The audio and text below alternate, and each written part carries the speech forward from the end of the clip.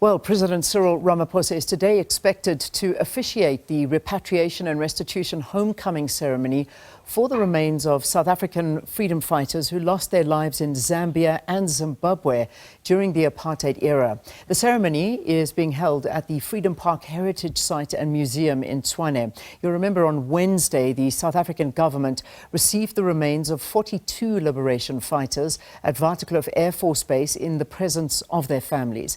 To discuss the significance of the ceremony for struggle heroes, we are joined in studio by a member of the National Executive Committee of the ANC and, of course, the Deputy Chair of the Archives and Heritage Subcommittee of the ANC, Nocawe Mafu. And it's such a pleasure to have you. Thank you so much for being with us this morning. Thank you so much, Leanne, for having me, and good morning. This is a very significant occasion in South Africa. It's not the first time, obviously, that we've had bodies repatriated into the country. There have been very high-profile repatriations. But this is a significant one. It's been years in the making. This is 42 of these freedom fighters that had passed away and are now being brought back into the country. Perhaps you want to talk to the significance of this moment. Yes, thank you so much. Look, this is a sad moment. This is a somber moment, but it's also a time of some comfort for the families. As you have correctly said, we are bringing 42. We have brought 42 in the country. We've done this before in drips and pieces. But what has happened is that the president around 2020, during the State of the Nation address, made a pronouncement that said we would bring the mortal remains of Advocate Tshwane Nocawe, Mam Florence Maposho, and Basil February into the country. And immediately after he has made that pronouncement, then COVID happened. Yeah. And then nothing could be done. But in the meantime, what then happened is that government put together a policy, because there was no policy all the time that would actually make sure that there is interrelationship and working together of different departments. And that policy was passed by Cabinet in March 2021. And that then helped in actually making this to start and roll over. We are happy as the African National Congress that we at last have managed to bring the 42 at home, both from Zimbabwe and Zambia. And somebody might ask the question, why Zambia and Zimbabwe? Simply because the three that the president had pronounced upon were in the two countries. Comrade Tshwane Nocawe and Mam Florence Maposho were in Zambia, and Comrade Basil February was in Zimbabwe. So we had to start with these two countries so that we make sure that what the president had pronounced upon, we bring them home. But we then said, as the ANC to government, you are not going to only bring three. There is more of the mortals that are in this country. Bring more. So initially, you would know that the number has been fluctuating. At some point, we had said 48, we said 49, but those that had come into the country now are 42. The reason is simply, is that countries where these mortal remains are would not allow us to bring the remains if there is no member of the family to be there. And some of the members of the family could not be contacted on time, so we couldn't bring the others. So there's still some that are still in Zambia, but the number is far less because we've brought 42 now. And I think South Africa must take a moment and think about this, because this takes us back in terms of where we are coming from, in terms of the history of the country. But I think for me, the most important thing is for those families. The families now that are starting to find closure. Some of them, the people waited for years waiting for their loved ones to come back. They are no longer here. They've passed away. But at least we are able to say we've done them proud. And it's quite amazing. I mean, at the moment, what we're watching on screen are live visuals, and these are just some rituals that are taking place before the arrival of these remains. And one can only imagine what the family are feeling at a time like this. You know, this has been years, for 30 years plus, more, 50 years. I mean, we were listening to one of the sisters speaking about the remains of her brother that was arriving. For 50 years, they haven't had anything, you know, and the news actually, just to summarize what she was saying, at the time they kept it from her mother because they knew that if she knew that her son had passed, this would be the end of her. And unfortunately, she did find out, and it was literally the end of her. But now, here we are, fast forward, 50 years later, and he is now finally back in the country. And remember, South Africans by nature are cultural people. Absolutely. And there are times that people would want to go,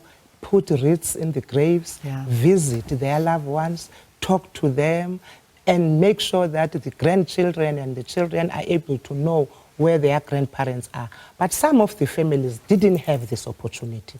And now we are bringing them home. Of course, before this process, some of them requested to do certain rituals, and we allowed them because the reality of the situation is that beliefs and cultural, but particularly cultural beliefs, are different. And for me, the significance of bringing these 42 mortal remains home and it happening on Heritage Month, it actually makes it more, you know, somber and more so important for South Africans, because it actually takes us to say, pause, reflect, and at the moment as well, say, probably this process, long as it is going to take, it might also help the nation to be cohesive, it might also help the nation to unite, and also those families and the loved ones and everybody else, and the comrades of these martyrs that actually died for this freedom, to actually finally find closure, because some of them never found closure. No, they never did. And I mean, I've got the names of those that have been repatriated in front of me with their stories, and each one of them has a story. We obviously focus on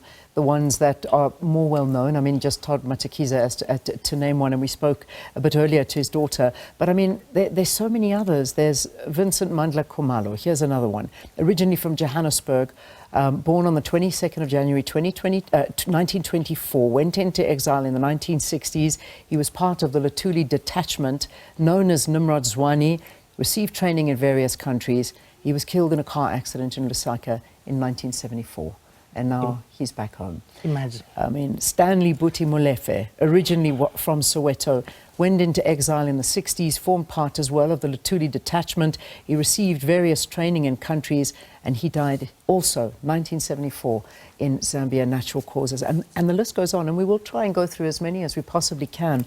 But, you know, getting closure, I suppose, is one of them. But there are many more that need to come back home. There are many, many more. And this is just the start of something that we hope we'll see being brought back home so they can finally rest. Yes, Leanne.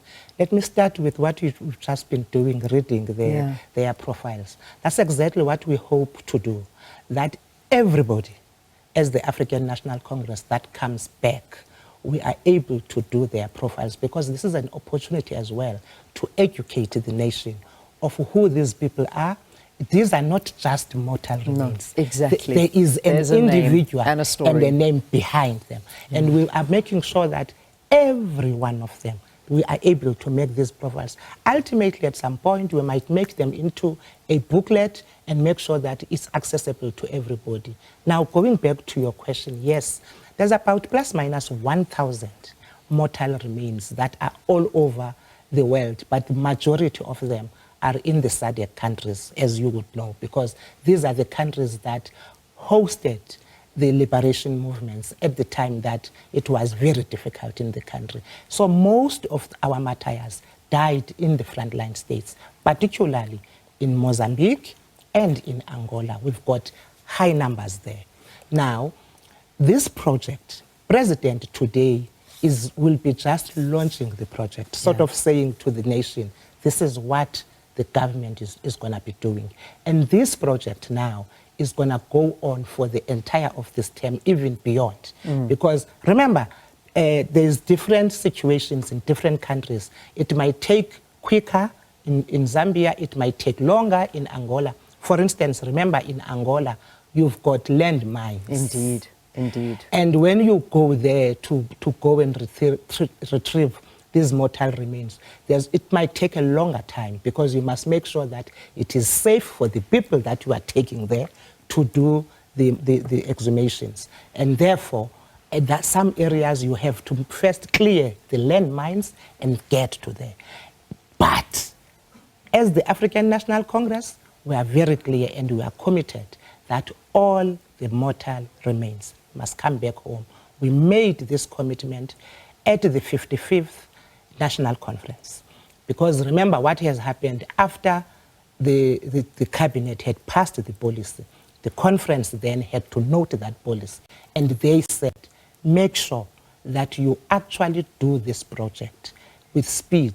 Because even in the constitution of the country, in the preamble, we have made a commitment that we will honor those heroes and heroines that have died for freedom of this country. Well, today is, I suppose one could call it a momentous occasion here in South Africa, as that promise is now being fulfilled and we're going to be witnessing it today. We thank you so much for coming in and talking to us. That, of course, a member of the National Executive Committee of the ANC and a Heritage Subcommittee of the ANC, Nocawe Mafu, talking to us about the significance of this moment and, of course, what it means for the country, the ANC, and the healing of South Africa.